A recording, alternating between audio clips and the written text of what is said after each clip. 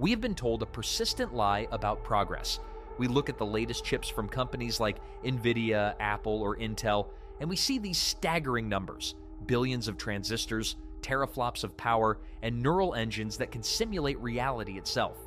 On paper, your current smartphone is more powerful than a room-sized supercomputer from 20 years ago. But why does it still feel like we are waiting? Why does your professional-level laptop still stutter when you have too many browser tabs open? Why does a state-of-the-art artificial intelligence take several seconds to think before it finally replies to a simple prompt? The truth is, we are hitting a wall. It is a physical, invisible barrier that has nothing to do with how fast your processor can think and everything to do with how fast it can remember. This isn't just about DDR5 prices or which brand of hardware you should buy for your next build. This is about why memory has become the most contested resource on the planet, and why it is the only thing standing between us and the true potential of machine intelligence. To understand this crisis, we need to redefine what RAM actually is.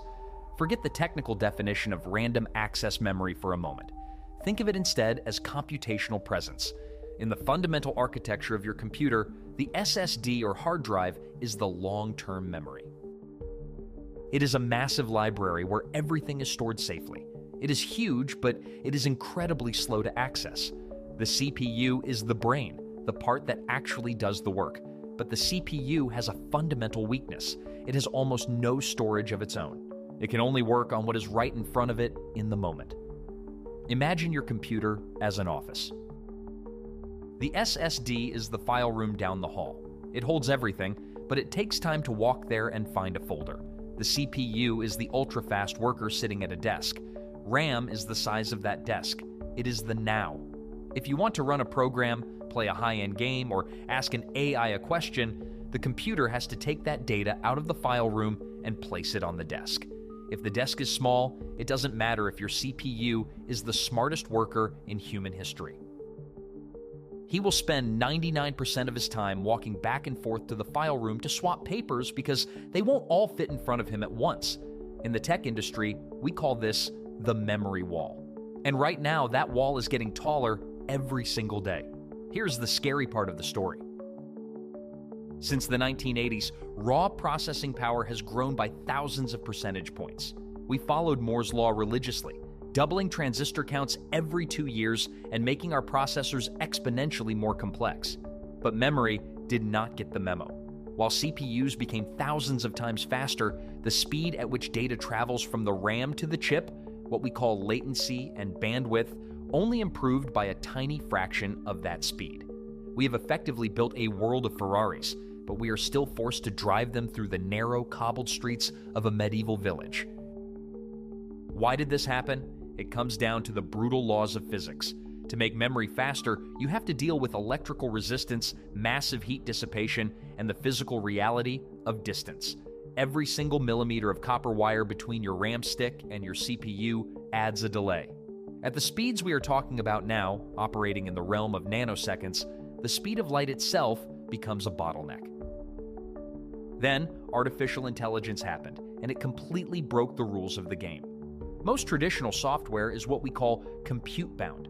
That means the processor does a lot of work on a relatively small amount of data. But large language models, the technology behind things like ChatGPT or Claude, are memory-bound. An AI does not just calculate an answer through logic. It has to look at billions of weights or parameters to predict the next word. For an AI to be fast, all those billions of numbers need to be sitting on the desk, the RAM, at the exact same time. If they aren't, the AI stutters or fails. This is precisely why a single NVIDIA H100 chip costs as much as a luxury car. It is not just because the silicon chip is smart, it is because it is packed with something called HBM, or high bandwidth memory. In the AI world, out of memory isn't just an annoying error message, it is a hard ceiling on human progress. If we want smarter AI, we don't necessarily need faster thinking chips. We need bigger, faster buckets to hold that intelligence while it's being used. The bottleneck of the 21st century has shifted from how much we can calculate to how much we can retrieve in a single millisecond. This bottleneck is now changing the very shape and design of the devices we use every day. For decades, we loved the idea of the upgradable PC. If you wanted more speed, you just bought another stick of RAM and plugged it in. But that era is dying, and physics is the executioner. To bridge the widening gap between the processor and the memory, manufacturers are moving toward what is called unified memory. By soldering the memory directly onto the main chip, placing it just centimeters away from the processor, they reduce the distance the data has to travel. This is why a modern Mac with 8 gigabytes of RAM can sometimes feel faster than a traditional Windows PC with 16 gigabytes. However, this progress comes at a significant cost to the consumer. It makes our devices impossible to repair and incredibly expensive to buy. Memory is no longer just a component you can swap, it has become the core architecture of the device itself. Fabricating high-performance memory is today one of the most difficult processes in the history of human engineering, controlled by only a handful of companies and demanded by the entire digital world. We are entering an era where intelligence is no longer defined by the processor alone. It is defined by the flow.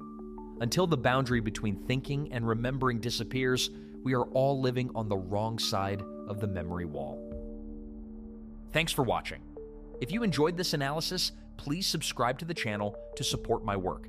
Also, feel free to check out my very first video linked here in the card to see more. I'll see you in the next one.